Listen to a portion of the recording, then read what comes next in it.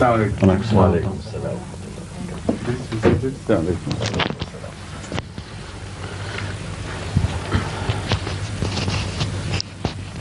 क्या हाल है आप सबका? ठीक हो? आप ठीक हैं? मैं ठीक हूँ। माशाल्लाह। आप भी? ये देखें कैसी अच्छी उर्दू बोलते हैं। They are young people. अब और shall we start? Bismillah. Inshallah. Bismillah ar-Rahman ar-Rahim. Hudur, we heard that MTA is a gift From Allah. from Allah handed to the Jama'ah. We want to hear the story of MTA from Right. A to Z. Okay. Starting how the idea From came. M to A or A to Z? No, from Okay. MTA is M to A. Yeah. Right? Inshallah. Tell them in Arabic. السؤال هو عن هذه القناة الفضائية الإسلامية الأحمدية. كيف بدأت؟ كيف تولدت الفكرة في ذهن أمير المؤمنين؟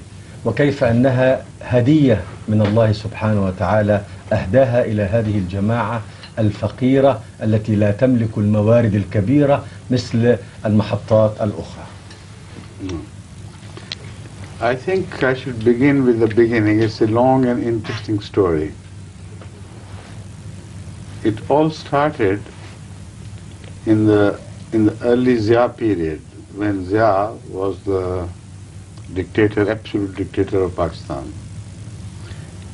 In 1984, he promulgated an ordinance whereby Ahmadis were forbidden to preach their faith to anyone, whomsoever. And if they opened a word, or even through sign language, they conveyed what they believe in, then they will be liable to be punished by 3 years rigorous imprisonment, and also a fine could be imposed whose upper limit was not defined. Any judge could impose any fine. Still, the law is undefined. And before that, they had started showing the signs of some mayors they were contemplating. Because anti-Ahmadiyya propaganda was carried out with great vigor and with many signs of there being an organized support and design behind this. In all the national papers, in pamphlet forms, everywhere there was anti-Ahmadiyya propaganda. When we wrote an answer to some of the major questions, all Ahmadis who were distributing those pamphlets were arrested and dragged to the police custody, we call hawalat and so on. Not all, but those who could be,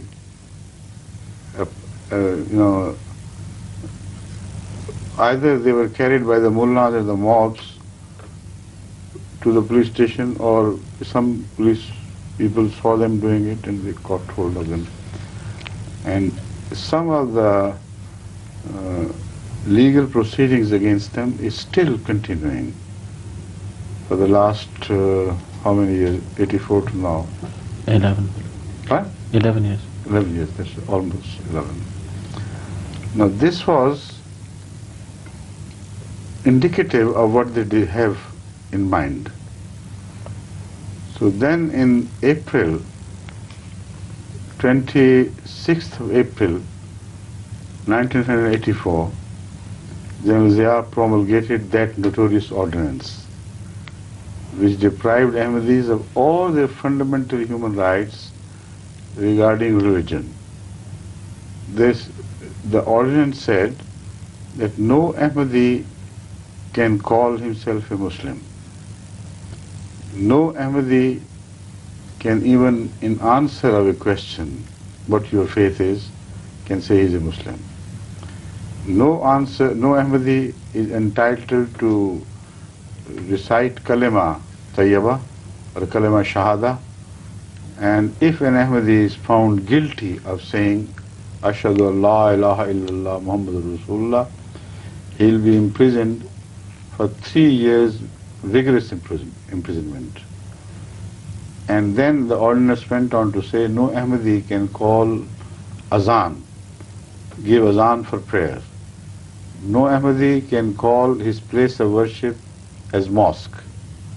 No Ahmadi can behave in a manner as if he were a Muslim.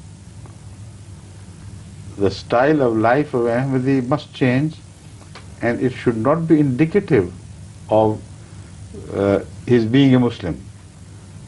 And if anybody complains against him that we saw an Ahmadi behaving like a Muslim, the case will be registered against him and he will be imprisoned.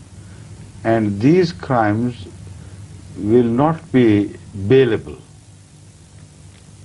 You see? Unbelievably stupid and mad ordinance was promulgated.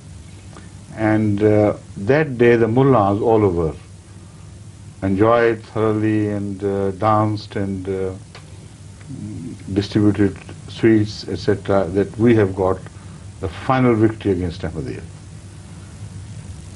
All propagation of Ahmadiyyat was stopped if anybody is caught expressing what he believes in. He will again be punished by this.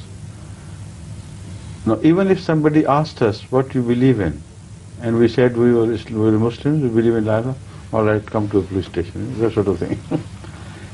From buses, Ahmadi boys were dragged because they suspected them to be Ahmadis. They opened their bags and found Ahmadiyya literature and said, look here, you're carrying this literature.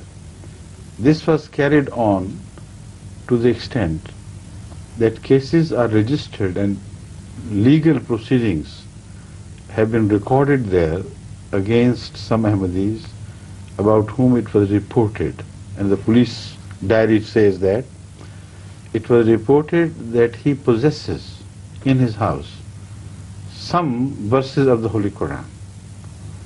We raided the house, and in the presence of witnesses we discovered Bismillahir Rahmanir Rahim. Imagine. Bismillahir Rahman. The whole country has become a drug all the worst possible things, wine and alcohol, all in every form, and hashish and things are now rampant, common everywhere in Pakistan. But that is not a great crime. That's not against Islam. It's a sign of being a Muslim of Pakistan nowadays. But to be in possession of Bismillah is intolerable, absolutely.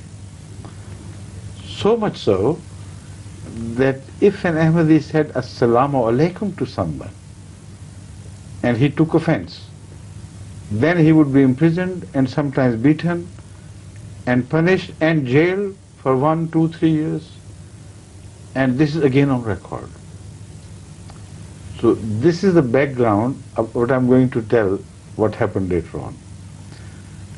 About Assalamu alaikum, I tell you a very interesting actual happening. No, it's not a story. In Rawalpindi or Islamabad, in either of the two places, I think it was in Rawalpindi. Maybe Islamabad, yeah, you remember that?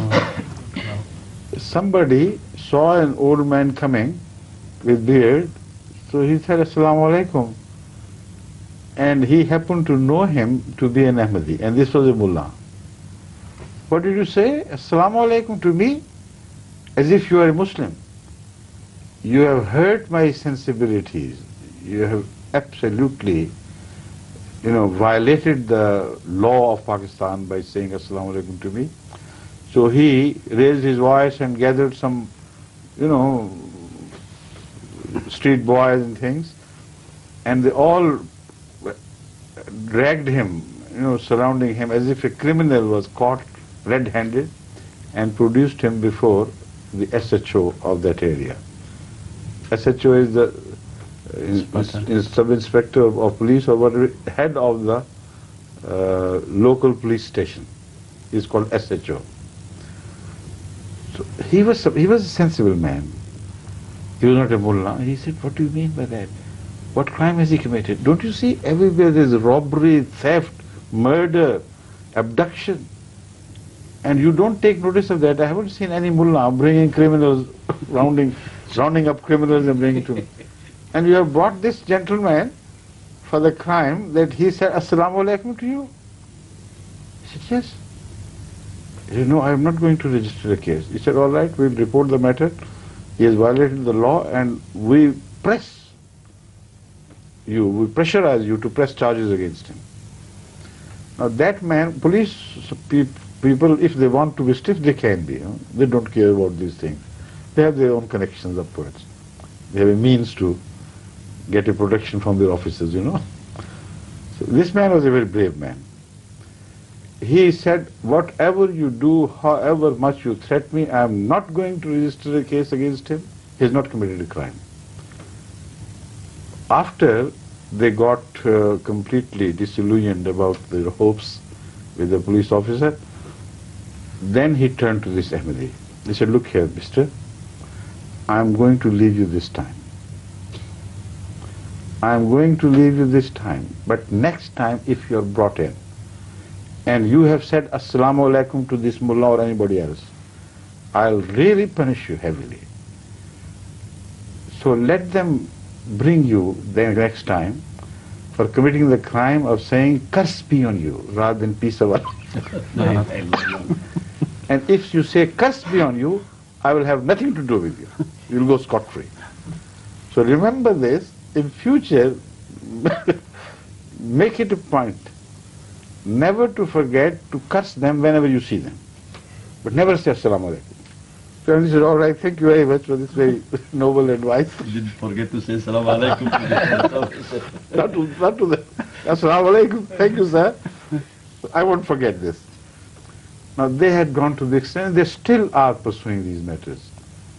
Hundreds of cases of Ahmadi criminals are registered in various courts by the police, ultimately, processed, and the charges have been pressed, and some have been punished for 2 years, 3 years rigorous imprisonment for doing the same, and also in some cases what's the second दफा क्या है, कौन C act कौन सा है वो?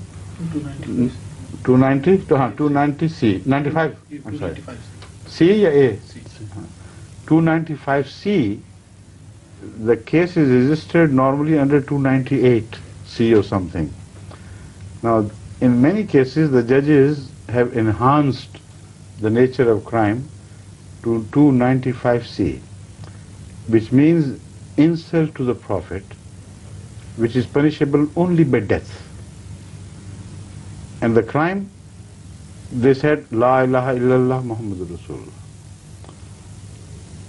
Now all efforts on the part of Ahmadis to rebut their allegations and to counter their propaganda was stopped by government. And in itself it was considered a crime for an Ahmadi even to respond to these charges.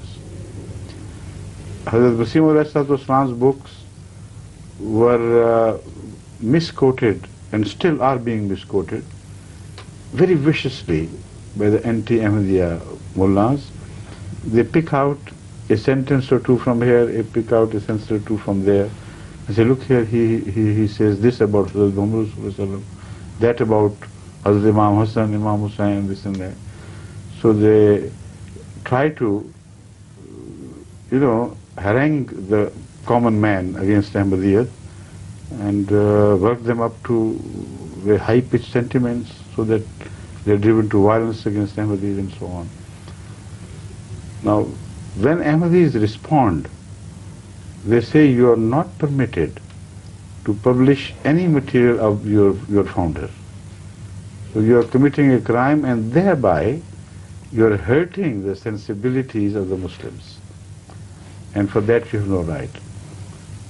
When we say tell them, look here, please try to understand the material which you think can really inflame the temperaments, you are freely publishing.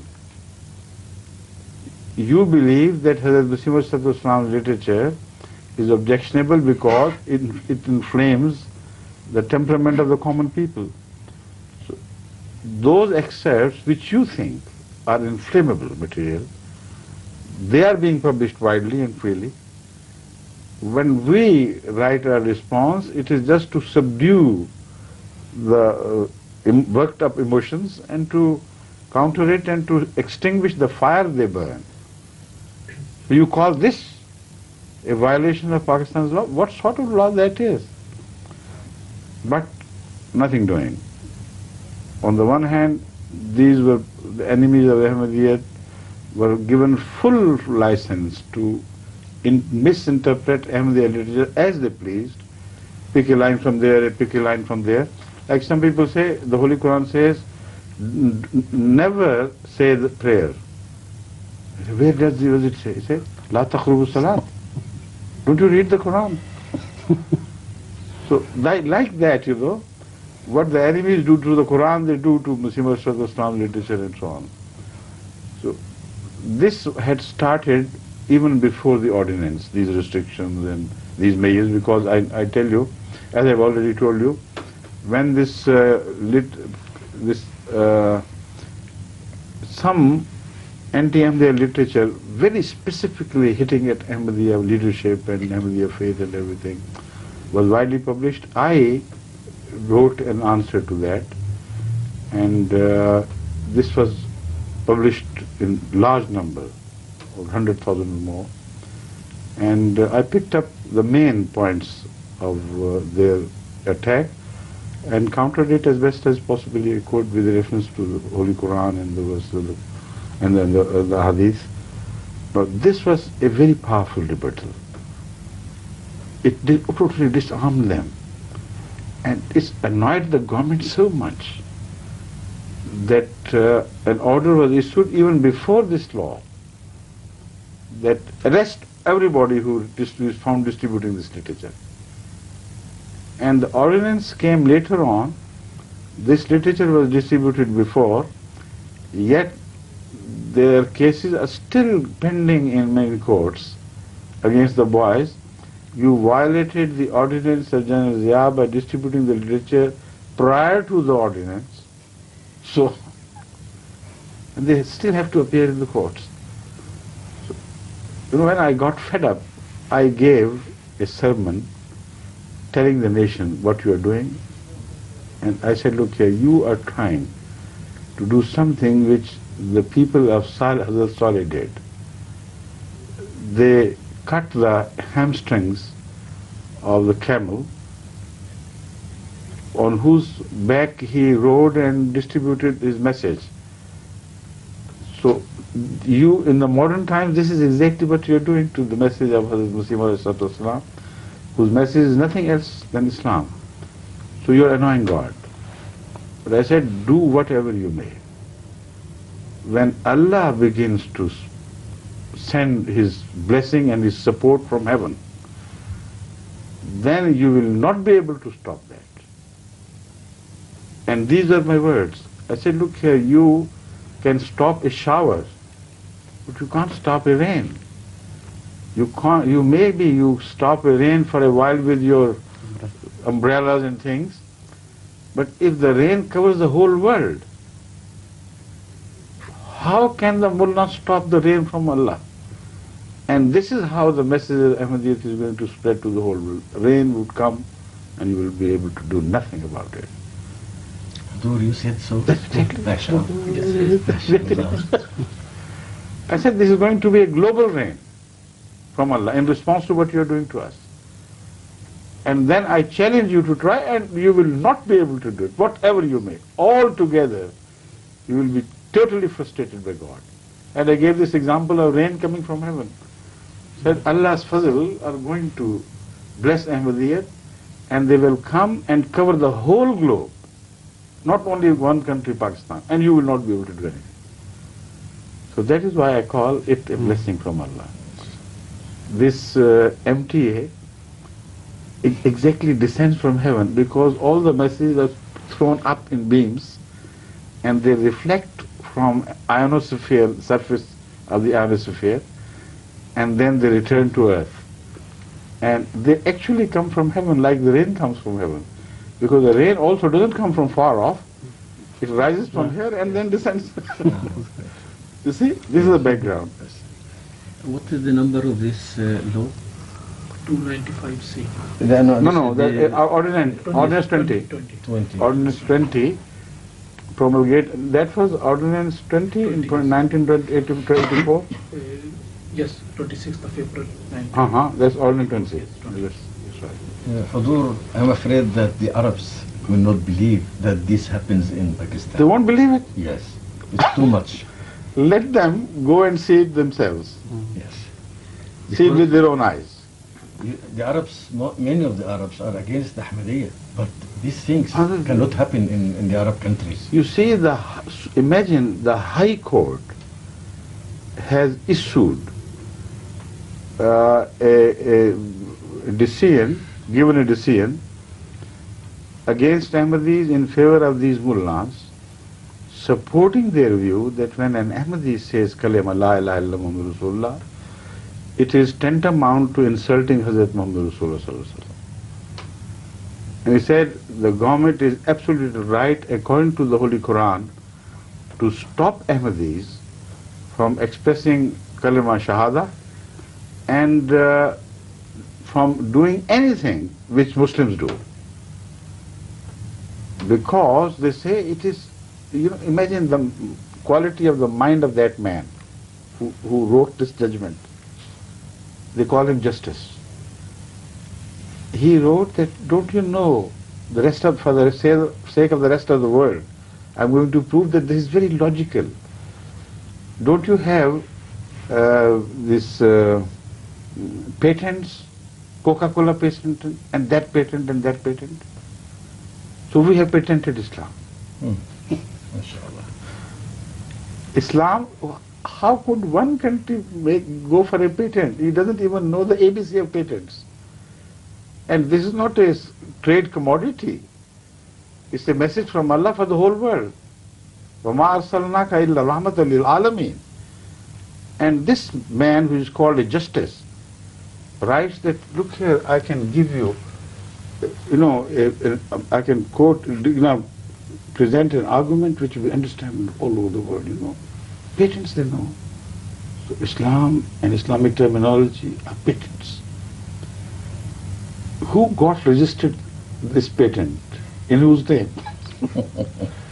And if it is a patent, when did it start?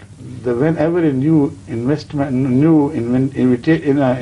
comes, the inventor has the right to get patent, not other people. So did they invent Islam now? And they have. Yes, this This is what they have done. Yes. So that much is all right. But the Islam of Hazrat Muhammad Rasulullah Sallallahu Alaihi Wasallam was never patented by him or by anybody else, because it was invented by God, not by him. So this is the quality of mind we are fighting with. And the common people with common sense, particularly the Arabs I know, they can't believe these things to happen. And another argument, which is appealing to the lowest man, the man of the street, belonging to the lowest rung of the society, was that, look here, can you tolerate if somebody writes kalima on a toilet? Of course you can't. You will react violently. So Ahmadis are like toilets. And for the kalima to be written on their breasts, or for them to say is like a toilet reciting the kalima. And if they are murdered in the street for this crime, no wonder. The law could close its eyes, because it is quite natural for the Muslims to murder somebody for the sanctity and honor of this central article of their faith, Kalima La ilaha illallah Muhammad Rasulullah. So if they try to write it on their breast, this is like writing it on toilets. Now, when we ask them, how can a non-Muslim become a Muslim? If we are toilets because we are not Muslims according to you, then the whole world is turned into a toilet. And the Holy Quran is published in toilets, distributed in toilets. People who read it and recite it and even attack the teachings of the Quran. The toilets bubbling up and spreading its filth, and you don't do anything about it. And how on earth can a non-Muslim, a toilet person, be cleansed of his filth? By reading kalima. The moment he reads kalima, he will lose his right to live. So, no logic, no common sense. They have gone stark mad. The verse of the Holy Quran, أَلَيْسَ مِنْكُمْ رَجُلُ الرَّشِيدِ فِيكُمْ هَي مِنْكُمْ أَلَيْسَ مِنْكُمْ رَجُلُ الرَّشِيدِ. This applies to Pakistan nowadays, unfortunately. Of course they are Rajul Rashid, but they are dumb people, no tongue. And or cowardly people. Nobility has become tongueless, and these people who are a blemish on Islam, were an insult to Islam. They have got long tongues, which lash at everybody. Even at me, sitting from there, these tongues reach me. Very long tongues. But the noble people are totally tongueless. I'm afraid that Iblis is more clever and more biased than them. Iblis himself, he would do all this. Yes, that's right. نعود إلى السؤال عن هذه القناة الفضائية الإسلامية الأحمدية. من أين بدأت الفكرة؟ يقول أمير المؤمنين أن هذه القناة الإسلامية الأحمدية هي هبة من الله سبحانه وتعالى. ولكي أبين لك هذا الموضوع نبدأ من البداية. منذ عام 1984 قبل عام 1984 في عهد الدكتاتور ضياء الحق الحاكم العسكري لباكستان في ذلك الوقت، كانت الحملة المضادة للأحمدية في غاية الشراسة وفي أوجها. كانت الجموع تهاجم الجماعة الأحمدية، ويبدو أن الأمر كان مدبرا ومنظما بإشراف من الحكومة وبمساعدة منها، وطبعا بقيادة الملات والمشايخ المتعصبين الجهلة في باكستان. وهذه الادعاءات والاتهامات التي كانت توجه إلى الجماعة ترتب عليها أن ضياء الحق هذا أصدر قانونا عسكريا لحصر الحركة الأحمدية الإسلامية بحيث يمنعها من أن تمارس نشاطها في الدعوة إلى الله. أصدر قانونا لا أظن أن أحدا سمع بمثل هذا القانون، وخصوصا عندنا في بلاد العرب عندنا أشياء كثيرة غريبة، لكن لم يصل الأمر في يوم من الأيام إلى هذا المستوى ولا في البلاد التي يحكمها الحكومات العسكرية. القانون الذي أصدره هذا الرجل كان بمنع الأحمديين من أن يسموا أنفسهم مسلمين، ليس هذا فقط، ولا أن يعبروا عن إسلامهم بأي صورة من الصور، ولا أن يتشبهوا بالمسلمين في تصرفاتهم. الذي يضبط يقول لا إله إلا الله محمد رسول الله يحكم عليه، يقبض عليه ويسجن ويضرب ويهان، ثم يحكم عليه بالسجن 3 سنوات على الأقل وغرامة لا حدود لها. إذا قال لأحد السلام عليكم، هذه كلمة إسلامية لا يصح له أن يقول السلام عليكم ويعاقب عليها. وإذا رآه أحد الشيوخ وقبض عليه وساقه إلى الشرطة، فإن هذا القانون تحت المادة 295 سي يسمح له بإقامة القضية عليه ويسجن ويدفع الغرامة. 298 سي هي. I have 2 numbers, 298A and 295C. Both 298 Yes. and 295. Let's refer to them as this. Okay, like this. 298 deals with this imprisonment, etc. Yes. 295 deals only with murder, with condemnation to death. نعم. يوضح أمير المؤمنين أن المادة 298 من قانون العقوبات الباكستاني تحت هذا القانون العسكري رقم 20 ينص على أن الأحمدي الذي يتشبه بالمسلمين بأي صورة من الصور، كأن يقول السلام عليكم، أو الشهادة الإسلامية لا إله إلا الله محمد رسول الله، أو يقول الصلاة والسلام على النبي، أو أي كلمة تشير أو تبين أنه مسلم، هذه المادة من القانون تسمح بسجنه إلى 3 سنوات زائد غرامة لا حدود لها. ويمكن في بعض القضاة استخدموا المادة الأخرى 295 وهي تنص على أن من يهين النبي صلى الله عليه وسلم فإنه يعاقب بالإعدام. وفي هذه الحالة يمكن لبعض القضاة أن الأحمدي إذا قال محمد رسول الله يقول هو نطق باسم محمد فأهان محمد، لأن هذا الشخص لا يحق له أن يقول اسم محمد ويصلي على محمد عليه الصلاة والسلام، ويمكن أن يصل الحكم إلى الإعدام. يجب أن تقطع رأسه ويعدم. وهناك مئات الحالات والقضايا التي أقيمت، وحتى هذه اللحظة بعض هذه القضايا لا يزال منظورا أمام المحاكم، وكثير من الأحمديين سجنوا وعذبوا وضربوا وشتموا تحت هذه المواد.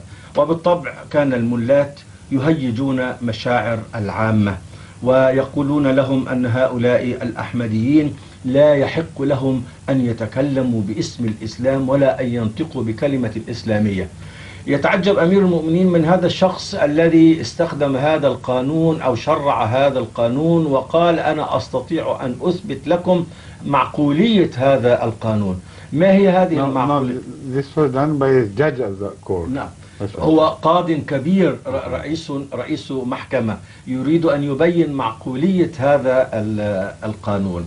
هل يجوز أن يقول أن هذه هناك مثلا العلامات التجارية للكوكاكولا والبيبسي كولا ومثل هذه الأشياء، هل يستطيع أحد أن يطلق على مشروبه كوكاكولا ويتحدى هذا؟ إذا لا يستطيع.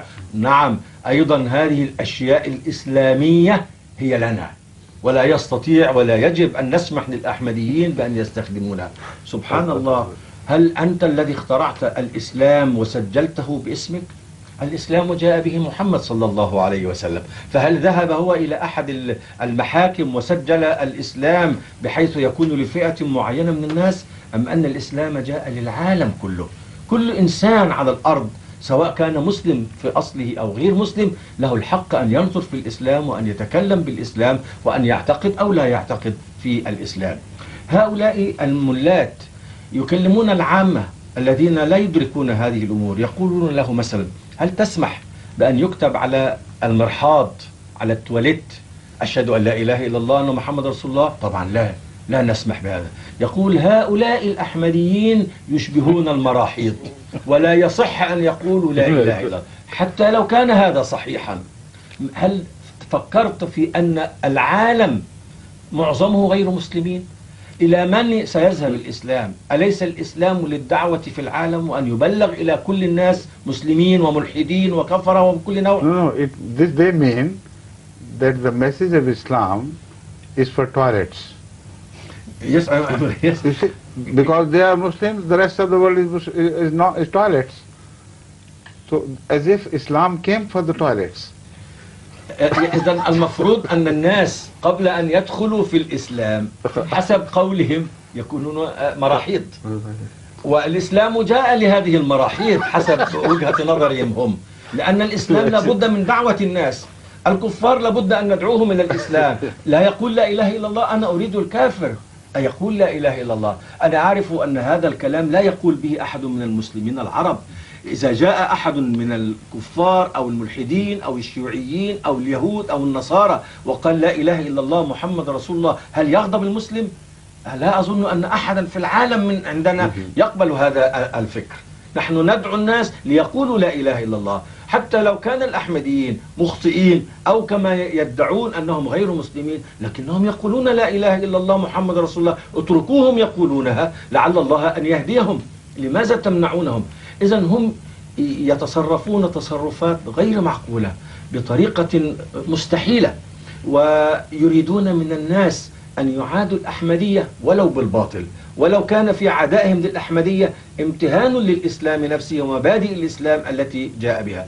النبي صلى الله عليه وسلم وصحابته لم يحدث أبدا أن لم يقولوا مثل هذا الكلام عن غير المسلمين. على أي حال لقد ضيقوا الخناق على الأحمديين في باكستان. You see, about this monopolization and patenting things, some lawyers, some others from different countries of the world wrote some very interesting letters to the government of Pakistan.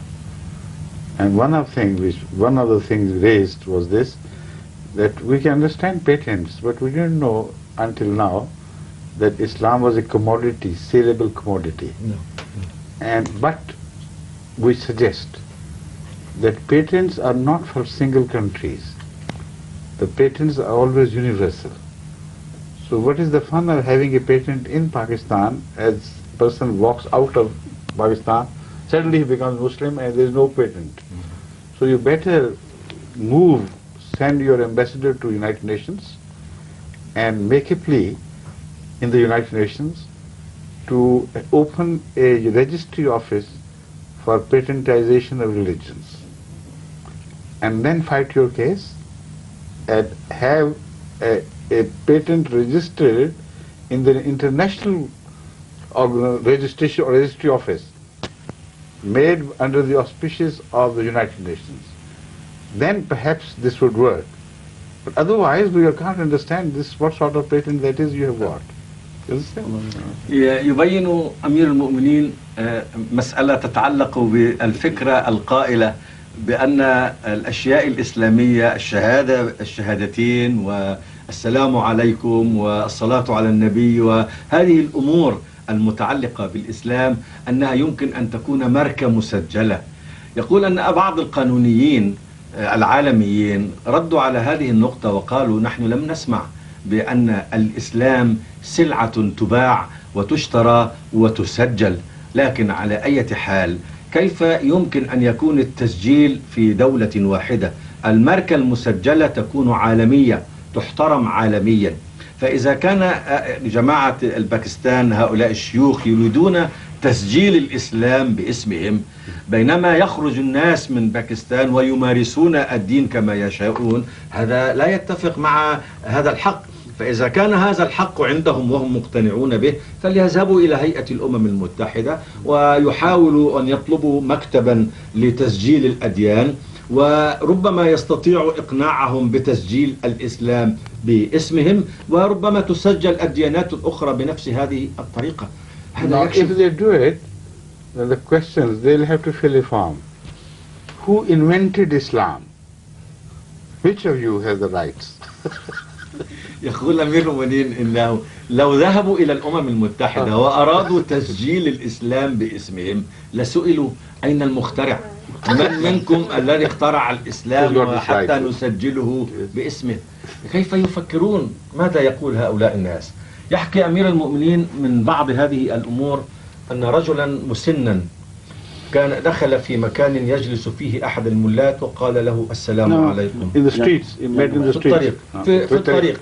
تعرفون الرجل الكبير في السن يسير في الطريق ويحيي الجالسين يمينا ويسارا لأن هذه طبيعته وهو رجل مسلم. فقال السلام عليكم لهذا الملا. قال له الملا ماذا تقول؟ السلام عليكم، تعال. وأخذه إلى الشرطة، ذهب إلى رئيس الشرطة. He agitated the people all around and gathered urchins of the street. طبعا بعد أن هيج مشاعر بعض الأشخاص الموجودين في الطريق وأخذوا هذا الرجل وذهبوا به إلى الشرطة. كان هذا الضابط وهو كبير الشرطة في هذا المكان رجلا جريئا. قال ما هي التهمة؟ قال لي السلام عليكم. ما في هذا؟ قال قد جرح مشاعري، هذا أحمدي يقول السلام عليكم، يعني يتظاهر بأنه مسلم، لقد جرح مشاعري. كان الرجل جريئا لأن معظم الضباط عند هذه الحالة يرفعون القضية ويسجلونها ويضعونه في السجن. فقال له لا، هو لم يجرح مشاعرك وأنا لا أستطيع أن أفعل معه شيء. قال سنرفع المسألة إلى الجهات العليا وسوف يضطرونك لأن ترفع عليه قضية. قال اذهب حيث شئت. يبدو أن هذا الضابط كان مسنودا من أعلى وله علاقات كبيرة فلم يهتم. المهم أنه بعد أن صرف الملا ولم يأسوا منه توجه إلى هذا الشيخ الأحمدي وقال له: أنت قلت لهم السلام عليكم، لا تفعلها مرة ثانية. لو جاءوا بك وأنت تقول السلام عليكم سوف أسجنك. دعهم يأتوا بك سارقا أو شاتما أو ضاربا، أو قل لهم اللعنة عليكم. فإذا جاءوا بك وأنت تقول لهم اللعنة عليكم فلن يكون هناك قانون يعاقبك. وقال للشيخ هذا الملا الذي قبض عليه: السرقات والأعمال المضادة للقانون والمضادة للشرع تملأ الطرقات، وتأتي أنت تقبض على هذا الذي يقول السلام عليكم؟ اقبض لي على لص أو اقبض لي على أحد الذين يرتكبون الموبقات وهذه الأشياء المحطة. كيف تركزون على هذه المسائل؟ المهم أن الأحمديين المسلمين الأحمديين في باكستان حوصروا حصارا شديدا. كتبهم التي ينشرونها منعت، واعتبر أن الإمساك بهذه الكتب واحتوائها جريمة. كانوا يقبضون على الطلاب والشباب ويعرفون أنهم أحمديين في البص، في الحافلات، السيارات، يفتشون الحقيبة فيجدوا فيها نشرة أو مطبوعة أو شيء من مطبوعات الجماعة فيقبضون عليه. ويذهب البوليس ليفتش البيت فيجد آية أو لا إله إلا الله أو آية قرآنية أو بسم الله الرحمن الرحيم مكتوبة على أحد الأماكن، فيقيمون عليهم القضية ويقول: رأينا بأعيننا أنهم يستخدمون الكلمات الإسلامية وهذه هي الجريمة. وصدقوني هناك المئات والمئات من الأحمديين. The case was registered in Marzan and the man was punished. And the case is the most interesting case I've ever read. That police, it was reported to the police that that man was an Ahmadi. He has some suspicious literature in his house. So we raided the house and we discovered this paper. It was written Bismillah ar-Rahman ar-Rahim. And this man was punished, imprisoned. Can you imagine such a thing happening in any Arab country? لا هذا لا يحدث في بلاد You see, العرب. despite all their efforts, even Saudi Arabia has not made any ordinance against anybody, any Ahmadi, No. non-Ahmadi, No. having possession of the Holy Quran or saying La ilaha illallah. I know that Saudi Arabia and some other countries are against Ahmadiyya, but they do not punish Yes, anyone no. because he has Exactly. a Quran That's right. or something like Or this. says Kalima La ilaha illallah. Yes. Or says Ad-Durood Yes. sallallahu Yes. alayhi wa No, no. No, This not, is- never. This is something Never strange. it happened in any Arab country. يحكي أمير المؤمنين أن قضية أحد الأشخاص قالوا هذا الرجل مشتبه فيه، نحن عنده أشياء مشبوه فيها، وذهبوا إلى بيته وفتشوه وقبضوا وجدوا ورقة وذهبوا بها إلى الشرطة. إذا هذه الورقة مكتوب فيها بسم الله الرحمن إلى الرحيم. الشرطة إلى العدالة قضاء إلى القضاء القضاء إلى القضاء. هذه الأشياء لا أكاد أصدق، وأنا قلت لأمير المؤمنين أن الإخوة العرب ربما لا يصدقون هذا الكلام، ولكن هذا موجود والقضايا موجودة والمحامون يعملون في هذه القضايا لإخراج هؤلاء المساكين الذين حكم عليهم بالسجن بسبب هذا الموضوع. على أي حال نعود إلى ذلك الوقت عندما اشتد الخناق والتضييق على الأحمديين. تبين أن الهدف هو القضاء على الأحمدية بأي طريقة. إذا كان الأحمدي لا يستطيع أن يمارس عقيدته، كيف أنسى أنا أنني أقول السلام عليكم؟ هذه تخرج من فمي رغم أنفي. كيف لا أقول لا إله إلا الله؟ هذا شيء طبيعي. فكيف أحافظ على ألا أفعل ذلك؟ قبض على المئات من الأحمديين بهذه التهم. على أي حال يقول أمير المؤمنين أنني وضعت كتيب وضحت فيه هذه الأمور ورددت على كثير من المسائل والشبهات التي يثيرونها ضد الأحمدية، وهذا الفعل غاضهم وغاض الملات كثيرا. نعم، والحكومة، لأن حكومة ضياء الحق كانت هي التي تسير الملات في الاتجاه المضاد للأحمدية، والملات كانوا يؤيدون الحكومة في هذه المسألة ما دامت ضد الأحمدية. أما في غيرها من الأمور فلم يكن بينهم اتفاق. على أي حال هذا ضايق الحكومة وضايق الملات وحاولوا مصادرة هذه الكتب.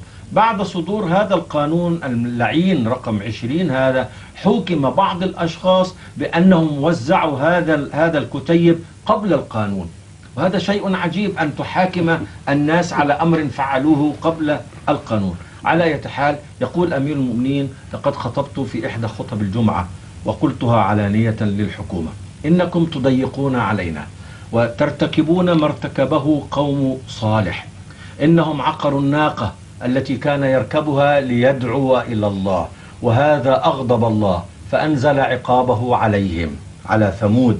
أنتم تفعلون نفس ما يفعله ما كان يفعله قوم صالح، وهذا سوف يغضب الله، وعندما ينزل بكم العقاب سوف ينزل علينا نحن المطر من السماء، مطر الرحمة، مطر المعونة، وهذا لن تستطيعوا أبدا إيقافه. ربما توقفون المطر الخفيف بهذه الشمسية أو المظلة التي تمنع المطر، ولكن السيل الذي ينزل من السماء أنتم لا تستطيعون أن تمنعوه، وهذا هو الذي حدث. Because this will not be just a country-wise thing. I said it's still published and recorded thing that this is going to be a global blessing from Allah which is showered upon us like heavy rains. And you will see, you will burn up, you will not be able to stop it. يقول أمير المؤمنين: أنا لم أقل أن المطر ينزل عليهم هم، قلت أن هذا المطر مطر سماوي على الكرة الأرضية كلها يعم الجميع، وسترون البركات تنزل علينا من كل مكان، وسنخاطب العالم كله، ولن تستطيعوا أن توقفوا هذا الخطاب. ولذلك كان هذا السيل العظيم، وهذا التشبيه رائع. لأن ماذا نفعل الآن؟ نحن نرسل الموجات اللاسلكية إلى الطبقات العليا من الجو بعد مسافة ليست بعيدة جدا، ثم تنعكس مرة أخرى على العالم كله ليشاهده الناس، وهذا هو المطر. لأن المطر يخرج البخار من البحار من الأرض ثم يتحول إلى سحاب وينزل إلى العالم، ولكن هذا المطر مطر عالمي، لأن العالم كله يرانا الآن ويسمع لأمير المؤمنين ويسمع الدعوة الأحمدية، ونستطيع أن نرد ونبين أين الحقيقة وأين الباطل. فلا شك أن لذلك أنا سميتها بركة هدية من الله تعالى إلى الجماعة الأحمدية. But that's not all. There's more to it. Hazrat Masih Maud was shown a vision. It was so strange that neither he could interpret it nor anybody else until now had ability to interpret that. In question of bath, he said nowadays it is possible to write the baths on registers, and we can respond to the persons who have got initiated into Ahmadiyya, and it is possible but it will not going to remain possible in future. But God will change the whole system into a thing which He has shown me, and that is like a beam of light ascending and spreading out throughout the world. And this beam is apparently single to begin with, but then it multiplies into colors and appears everywhere. And so you will be answered about your bay'ah and things, and we will receive information through this new system which God has told me is going to be invented. So it is not just my feeling, you know. It was said 100 years before I even thought of it. We witnessed this. That's right. يقول أمير المؤمنين unbelievable. أن هذا الذي قلته ليس قاصرا علي، ولكن قبل ذلك في عهد المسيح الموعود، عهد الإمام المهدي عليه السلام بنفسه، قال إننا الآن نكتب البيعات ونسجلها في دفتر، وهذه مسألة، لكن في المستقبل سوف يكون هذا غير ممكن، بمعنى أن عدد البيعات سيكون كبيرا وفي مناطق متعددة بحيث يصعب هذه العملية البدائية التي نقوم بها الآن. يقول هذه الكشف الذي رآه وهذا الإلهام الذي رآه الإمام المهدي والمسيح الموعود لم يستطع أحد فهمه إلى الآن. طبعا الآن استطعنا أن نفهم هذا. يقول الإمام المهدي أنه رأى هذا كأنه شعاع من الضوء يرتفع إلى أعلى، وبعد أن كان شعاعا واحدا ينبسط في السماء ثم يرتد على هيئة أشعة ملونة في كل هذه الجهات. الآن تحقق هذه الرؤية التي لم يفسرها الإمام المهدي بنفسه، لأن هذا الشيء ما كان له أن يعرفه، والأجيال التي بعده الآن تحقق هذا. وقد حضرت بنفسي هذه البيعة العالمية، لقد بايع كثير، عشرات الألوف بل مئات الألوف من الأحمديين. Last year there were more than 400,000. في العام الماضي في شهر 7 الماضي كان أكثر من 400 ألف مبايع من كافة أنحاء العالم، لم يكتبوا البيعة على الورق وإنما بايعوا عن طريق MTA، بأن تلقى الإمام البيعة في الاجتماع السنوي عن طريق التلفاز. In Japan, in Los Angeles, in America, in Hawaii Islands, in African countries, all over the world, the times were different. Midnight, early morning, late night, midday, and here we were doing bayat all together in different languages. كنا نقدر، كان أمير المؤمنين يتلو البيعة، وكان هناك ممثلون لجميع القارات يتلون البيعة وراءه كل بلغته، ومن ورائهم ممثلين إلى لغات بلادهم، وكانت هذه البيعة تسمع وتشاهد في جميع أنحاء العالم.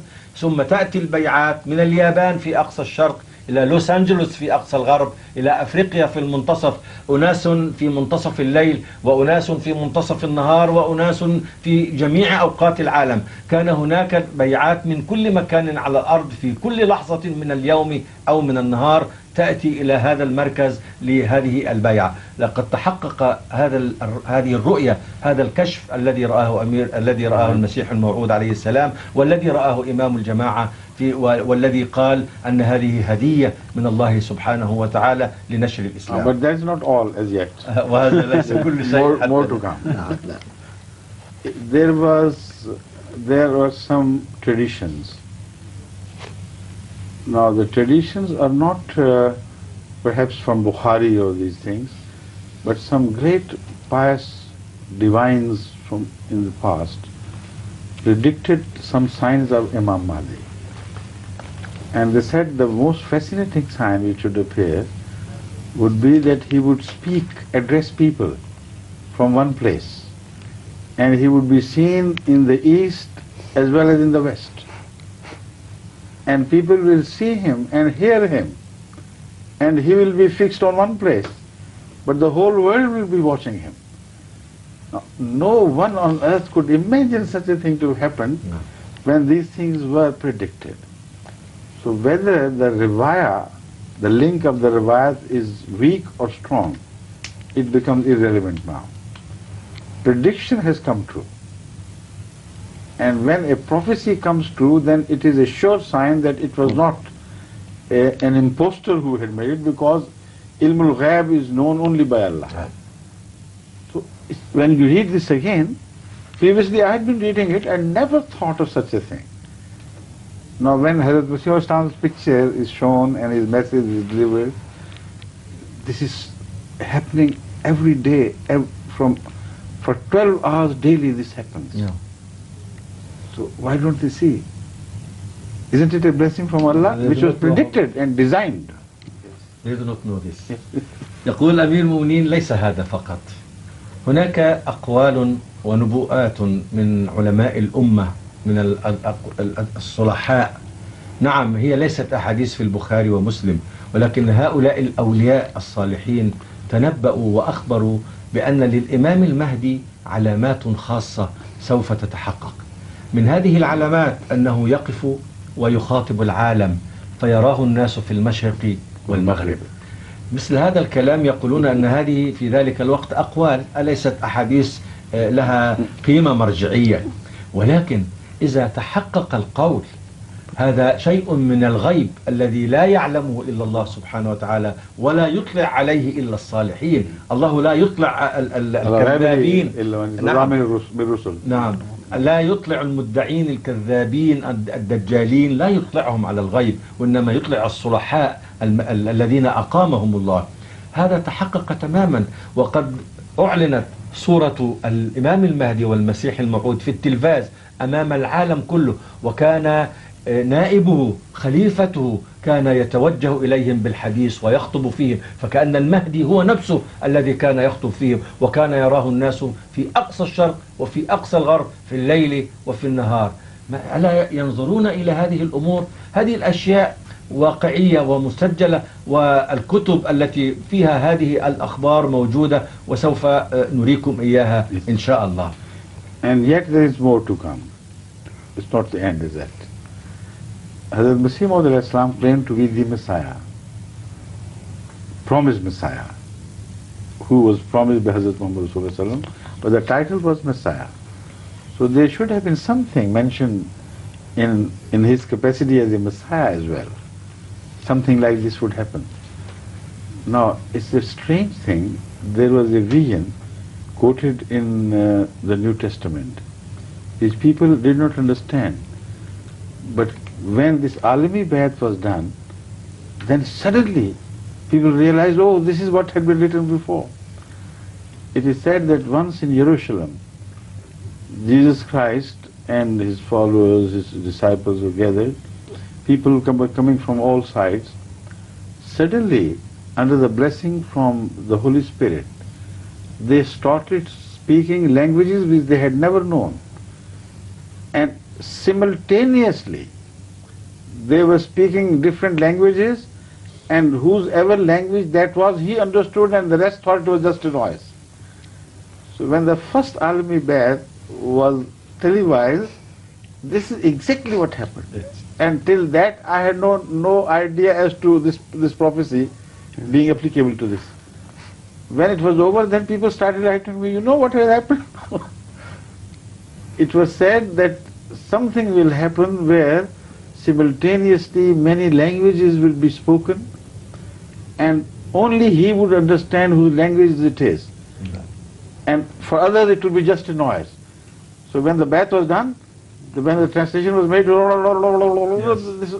so many languages, nobody could understand except the person whose language that was. It was a souk of languages. Yes, that's souk of language, that's right.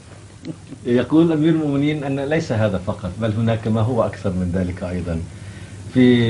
هناك في العهد الجديد رواية.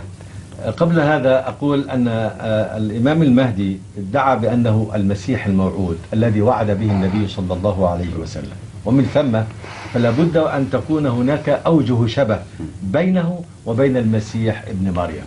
نأتي إلى المسيح ابن مريم في العهد الجديد. في الإنجيل هناك حادثة أنه كان موجودا، كان المسيح ابن مريم عليه السلام كان موجودا ومعه حواريه، وحدث تحت تأثير الروح القدس أنهم جميعا انطلقوا يتحدثون بلغات لا يعرفونها. كان كل إنسان يتحدث بلغة. I don't remember the mention of Masih being present, but it is said his disciples were there. Now, after saying that, I remember this حضور. I am not sure. We'll check up. Yes, we'll check up. يقول أمير المؤمنين لست واثقا الآن من النص هل كان المسيح موجودا مع الحواريين أم لا. سنرجع إلى العهد الجديد ونقرأ. على أي حال كان هؤلاء التلاميذ نزل عليهم روح القدس، فانطلقوا يتحدثون بلغات لا يفهم أحدهم لغة الآخر، لغات لا يعرفونها. كان كل إنسان يعرف لغته ولا يعرف لغة الآخرين، وهم التلاميذ أنفسهم الذين لا يتكلمون إلا العبرانية أو اللغة المحلية. في يوم البيعة حدث هذا. عندما كان أمير المؤمنين يقول البيعة بلغته، كان هناك المندوبون كل يقول البيعة بلغته الأخرى، والجميع، أنا كنت حاضرا هذا وأنا أكرر البيعة باللغة العربية ولا أعرف هذا الذي بجواري ماذا يقول، وهو يقول نفس البيعة. يقول أمير المؤمنين أنا لم ألحظ أن هذا وجه الشبه، ولكن الذين شهدوا هذا المنظر في التلفاز العالمي أرسلوا وأخبرونا هذا الذي تفعلونه أشير إليه في العهد الجديد، وهذا وجه شبه إضافي يبين أن المسيح الموعود يشبه المسيح ابن مريم حتى في هذه التفصيلية. You see, it happened under Allah's influence. No. Because they said, how will you do it? Will you read it in Arabic or English? I said, if I do it in one language, they will not understand. How will they do the bayat? So let us gather representatives of different languages here. Let them sit and let us connect us through hands. And they should sit there, and when I have reread the words of Bay'ah, then they all should simultaneously start reading their words. And through television, they would reach their countries, and they would understand. No. Each country would understand, Japanese would understand this is Japanese. They will not understand the rest of the noise. And this is exactly how it happened. يقول أمير المؤمنين Fascinating. أن هذه الفكرة هي فضل من الله وتوجيه من الله. قلت لو أني أنا قرأت البيعة عليهم فلن يفهموا لغتي، لن يفهمها إلا الذين يعرفون اللغة التي يتحدث بها. فقلت يكون هناك ممثلون لمعظم هذه البلاد ويكررون البيعة بلغتهم شخصيا، وهذا سوف يذهب عبر الأقمار الصناعية إلى كل هذه البلاد، وكل بلد تسمع لغتها وتعرف البيعة، ويرددون البيعة في مواطنهم التي تبعد مئات أو آلاف أو عشرات الآلاف من الأميال.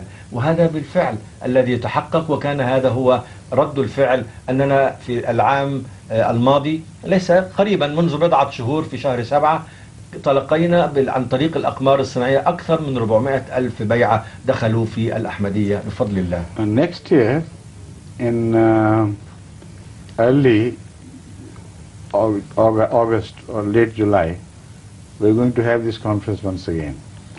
So I invite all to watch this themselves, then they will realize how great a blessing this is with the grace of Allah. يقول أمير المؤمنين إن شاء الله في يوليو القادم، في أواخر يوليو أو في أوائل أغسطس، وسوف يعلن هذا إن شاء الله في MTA، سنعيد هذه الكرة لأنها تتكرر في كل عام. ويدعوكم جميعا أيها المشاهدون الكرام لتشهدوا هذا بأنفسكم ولتروا جمالها وجلالها وحقيقتها إن شاء الله. إن شاء الله. السلام عليكم ورحمة الله. وعليكم السلام ورحمة الله وبركاته. إن شاء الله.